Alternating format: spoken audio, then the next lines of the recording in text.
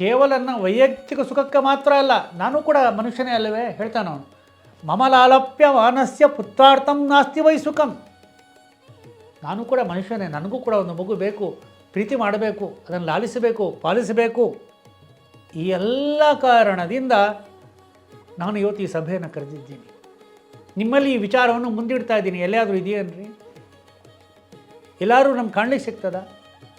ಈ ದೇಶದ ಇತಿಹಾಸವನ್ನು ನಾವು ನೋಡ್ತಾ ಇದ್ದೀವಿ, ಈ ದೇಶದ ಚರಿತ್ರೆಯನ್ನು ನಾವು ನೋಡ್ತಾ ಇದ್ದೀವಿ.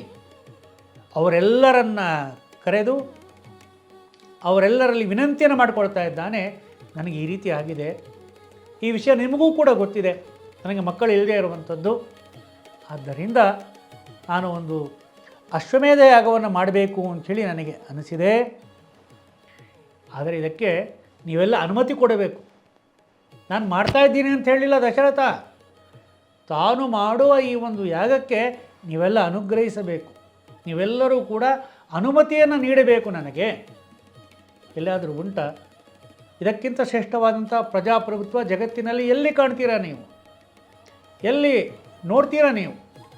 ಎಲ್ಲಿ ನಮಗೆ ಕಾಣಲಿಕ್ಕೆ ಸಿಗ್ತದೆ? ಎಲ್ಲಿ ನಮಗೆ ನೋಡಲಿಕ್ಕೆ ಸಿಗ್ತದೆ? ಎಲ್ಲಿ ನಮಗೆ ಓದಲಿಕ್ಕೆ ಸಿಗ್ತದೆ? ದಶರಥ ಈ ರೀತಿಯಾಗಿ ಕೇಳಿಕೊಂಡಾಗ ಆಗ ಎಲ್ಲರೂ ಕೂಡ ಬಹಳ ಸಂತೋಷದಿಂದ ಒಪ್ಪಿಕೊಳ್ತಾರೆ.